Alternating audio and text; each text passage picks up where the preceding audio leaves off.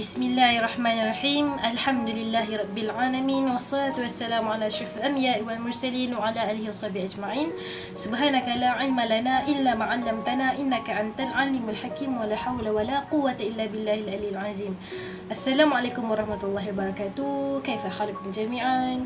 Bagaimana keadaan kita bila berada di rumah? Sama je ayat malam-malam. Rasa kita sentiasa berada di rumah kan. Jadi, dan sekarang dah boleh dibenarkan untuk balik kampung. Jadi mari hati-hati siapa yang dah berjalan ke kampung. Jadi memang pesan kat sini, walau di mana kita berada, kita beriman yang Allah sentiasa melihat kita. Allah menyaksikan segala perbuatan kita, dan setiap pelakuan kita ni akan dipertanggungjawabkan di akhirat kelak. Jadi setiap perbuatan kita tu kita kena berhati-hati. Hari ni Mukadimah akan sambung kisah Nabi Adam AS dan juga Iblis laknatullah. Jadi kita nak mengenali ketua musuh kita ni siapa, iaitu Iblis laknatullah. Memang akan sambung kisah Mukadimah berkenaan Iblis meminta kepada Allah Subhanahu Wa Taala untuk menangguhkan kematiannya sehingga hari kiamat. Ketika Allah mengisytiharkan atau mengeluarkan perintah bahawa Iblis ni keluar daripada syurga, dicabut dia punya pangkat dia. Contoh dia kan ketua malaikat dahulu kan, dicabut pangkatnya, dia terus minta kepada Allah supaya diberi penangguhan waktu hidup ni, supaya dia mati masa hari kiamat nanti. Jadi masa tu Allah perkenankan permintaannya. Sesungguhnya Allah tahu apa yang hikmah di sebaliknya, dan tiada siapa yang berani menolak putusan Allah Subhanahu Wa Taala tu. Jadi setiap apa yang Allah tentukan pasti bersebab. Allah tahulah apa yang akan terjadi. Di dalam surah Al-A'raf ayat 14 hingga 15, Iblis menjawab, "Berilah aku penangguhan waktu sampai hari mereka dibangkitkan."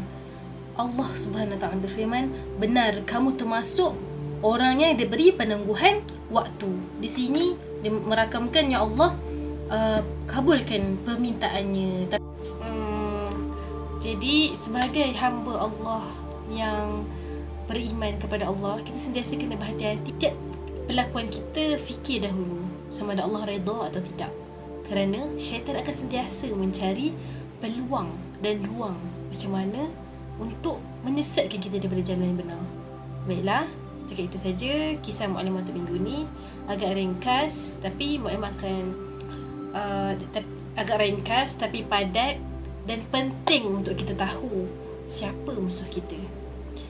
Jadi pesan Mukadimah, sentiasa ingat Allah itu sentiasa melihat, Allah itu sentiasa ada untuk menolong kita. Kita bukan keseorangan. Kita bukan rasa macam takutnya syaitan serang depan dari belakang kiri kanan. Tapi Allah, kiri kanan kita Allah tetapkan ada malaikat menjaga kita. Allah tak akan biarkan kita seorangan, dan Allah sentiasa dan dekatnya Allah Subhanahu Wa Taala itu lebih dekat daripada urat marah kita.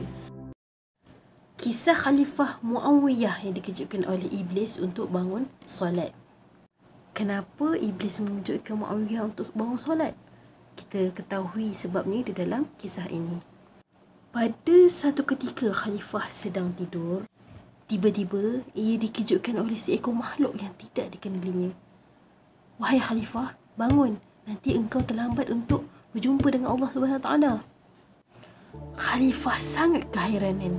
Kenapa Iblis sekejutnya untuk bangun solat sedangkan ia mengajak ke arah kekufuran? Tidak mungkin kau mengarahkan kepada jalan yang benar. Tugasmu adalah menyesatkan umat manusia di jalan yang benar. Iblis berkata, "Ketahuilah wahai Khalifah, 700 tahun aku mengabdikan diri kepada Allah. Meskipun akhirnya aku membangkangnya bukan kerana aku mengkufurinya, tetapi kerana aku rasa cemburu terhadap Adam.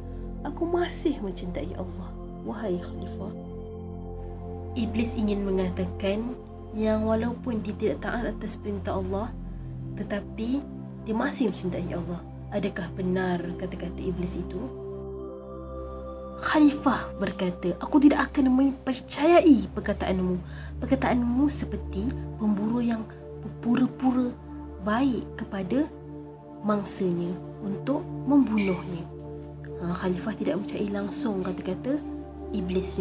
Di dalam surah Al-Isra ayat 64, di hujung ayat tersebut Allah berfirman, وَمَا يُعِدُهُمُ الشَّيْطَانُ إِلَّا غُرُورًا. Padahal syaitan itu hanya menjanjikan tipuan belaka kepada mereka. Jadi kita boleh percaya ke kata iblis ni. Khalifah berkata lagi, engkau yang menyebabkan kehancuran umat Nuh, kaum Adam, Lut, Fir'aun dan seterusnya. Khalifah tetap tidak mempercayai iblis. Kau sungguh salah benar, wahai Khalifah, jika menganggapku sahaja penyebab kehancuran umat manusia ini. Siapalah aku yang hina ini, yang melakukan kejahatan itu? Dia mengatakan bukan salah dia kehancuran pada umat Nabi terdahulu.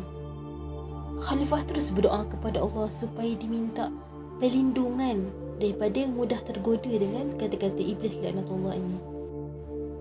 Iblis terus mengatakan alasannya, aku hanyalah boneka Allah yang sedang tidak berdaya, melainkan di atas kekuasaannya. Akan tetapi Khalifah tetap berusaha untuk iblis mengatakan perkara sebenar, kenapa dia menyedarkannya untuk bangun solat. Akhirnya iblis memberitahu perkara sebenar. Wahai Khalifah, baiklah aku akan beritahu kepadamu perkara sebenar kenapa aku menyedarkanmu untuk bangun solat tepat waktu. Wahai Khalifah, apabila engkau bangun dalam keadaan menyesal tidak solat tepat waktu, engkau akan terus berzikir kepada Allah di dalam penyesalan yang amat. Dan apabila engkau menyesal, engkau akan terus berzikir kepada Allah atas sebab penyesalan engkau itu. Penyesalan zikir engkau kepada Allah itu lebih aku takut berbanding solat engkau. Kerana apabila engkau menyesal, engkau akan berzikir kepada Allah 200 kali ganda lebih banyak berbanding solat dan doamu yang biasa. Jadi itulah sebabnya iblis mengejutkan Muawiyah untuk bangun solat tepat waktu.